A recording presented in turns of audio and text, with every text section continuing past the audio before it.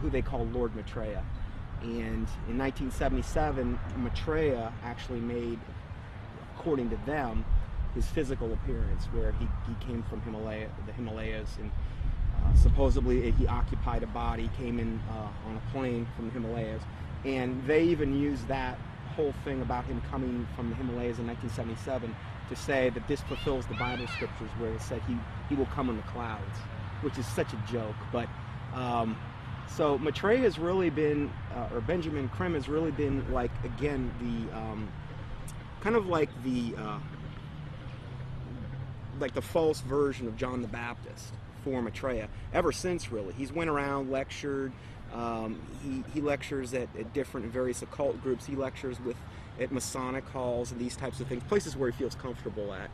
And he's been trying to herald in Maitreya for a long time. They've made many predictions where, they said, okay, he's most likely going to appear within this time frame, and most of the time they've just got everything wrong. So they'll say, well, he could appear any moment, but we don't really know when. The New Age religion, folks, is going to have a worldwide leader, a charismatic political and religious leader that they call Lord Maitreya. At least so far that's who they call him, or that's what they call him. This individual, as far as I know, has not made his public appearance yet, but the New Agers claim that he is on the earth at the present time. They claim that he came to live with the Asian community in East London, England, in July 1977 by descending from his ancient retreat in the Himalaya mountains along the border of India and Tibet.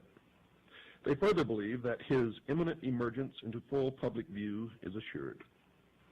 They also claim that this individual is the one that the Christians call Christ, the Jews call the Messiah, the Buddhists call the fifth Buddha, the Hindus call Krishna, and the Muslims call the Imam Mahdi.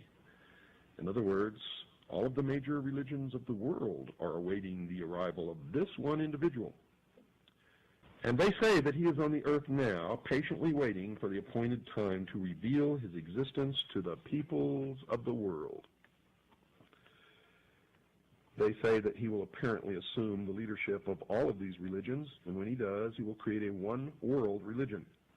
The New Agers have written that in the esoteric tradition, previously defined as being intended for or understood by only a chosen few as an inner group of disciples or initiates, in other words, the esoteric means hidden. They claim that the word Christ is not the name of an individual, but the name of an office or function within the spiritual hierarchy of masters.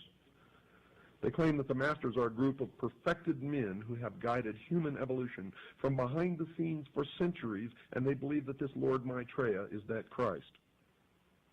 Now, Manly P. Hall has written of this individual by identifying him as, quote, the way, the truth, and the life, which coming to every life redeems all who accept it, unquote.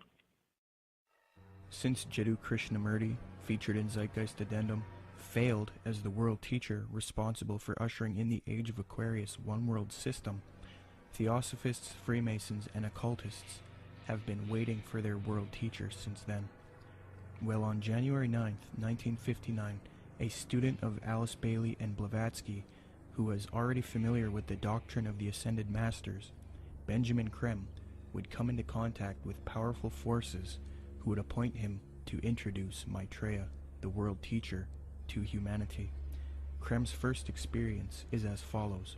On January 3rd, 1959, Creme became possessed by an energy, and a message from an outside force said to him, "Go to Blackfriars Bridge, south side, Blackheath side, on January 9th, 9:30 p.m. So on January 9th, 1959, Benjamin Creme followed these instructions and crossed Blackfriars Bridge in London, walking to the south side. There was no one about. It was deserted. There was a car waiting at the far end of the bridge. He walked beside the car and looked inside of it. There were some people in it who he did not know, but one of them was a man who told him he had been receiving messages from the Ascended Masters. From there, Creme started receiving messages again from this force, who he now believed were these Ascended Masters that Theosophy invented. This entity told Krem to pull out his tape recorder. It began giving Krem long dictations, which he repeated into the tape recorder. The entity said, "Now our master Maitreya himself has something important to tell you." Krem then claimed to be overshadowed by Maitreya, this leader of the Ascended Masters. In a sense, he was possessed by Maitreya. Krem claims that the experience was that of total identification with everything and everybody in the world, a kind of universal experience such as he had never felt. He was filled with a foreign tremendous energy. Krem claimed to have seen a vision of himself in the future, as well as Maitreya, the world teacher, who ushers in the age of Aquarius, one world system. Later he was instructed that he would help introduce Maitreya to the world. Since then, Krem started an organization called Share International. They have a website as well. It is aimed at promoting Maitreya and the teachings of Theosophy and the New Age. Krem admitted that he was influenced by Helena Blavatsky and Alice Bailey. Quote, "To many today, this awareness includes the recognition of higher states of consciousness attained by those who make up the emerging spiritual kingdom, the masters and initiates of the world. Their existence was first revealed in modern time by H.P. Blavatsky, co-founder of the Theosophical Society, as long ago as 1875. A more detailed communication about the masters and their work was given by Alice A. Bailey between 1919 and 1949. In her book The Externalization of the Hierarchy, she revealed the existence of a planned return to physical plane work and activity by this group of enlightened men, which return, I submit, has already begun." I think that what Blavatsky wrote down, even by her own admission, was not written by an ascended master, and I don't think that ascended masters exist. She was being deceived. Regardless of what we think, we have to at least believe her and the others involved in the high levels of the Theosophic movement, that what they got, the core levels, their secret doctrine, was given to them by off-world entities. The research becomes, who are these off-world entities? And this is the other part of that research. Is what those entities said true or not? I understand that it's very poetic. It's very easy and seductive to believe, because when you read some of her stuff or some of the other stuff that's written directly from demonic entities, it's extremely seductive. We must understand that these beings are thousands of years older than us, and they're very smart. We're no match for them. The smartest of us are no match for the intellect of them, but their desire is to deceive us. So we are outmatched in this regard. So that's why it's seductive when we read it. The most current thing that they're doing right now has been since last December, this supposed star sign, which is really, again, they just try to knock off from the Bible as much as they possibly can. This is like a knockoff of the Star of Bethlehem in the Bible. And in that, they're saying that there's going to be these, what they call star-like luminaries in the sky. 4 of them that are in different quadrants of the earth. They're 5 times the size of a football field, according to them. And people are seeing these things, and they've got a whole, up on shareinternational.org, they've got a whole section devoted to this, where people are sending in pictures, there's stars, and what they are spaceships. That's what they're admitting to at this point. And more people are seeing them, but evidently this is going to be the thing that really, really heralds in Maitreya, up until they have the day of declaration when he makes his public emergence. And this is supposed to be on the major media? Yes. When he makes his big debut, what they've said is they've already secured an interview with a major U.S. TV network, and then one in Japan, I believe, as well. So during this time, he's going to, the day of declaration, supposedly he's going to basically telepathically communicate with masses and masses of people. They supposedly will hear them in their own language. They'll be able to comprehend him. Supposedly they'll feel this infinite love. And there will be many also supposed miraculous healings taking place around the world at the same time.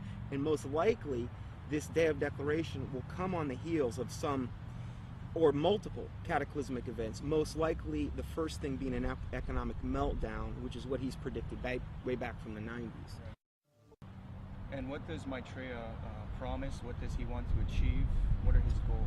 Well, you know, if you look at the word Share International, which is the name of the site, if you read what he says, he wants the world resource sharing of the world. He doesn't want there to be any, supposedly, any inequalities of the world.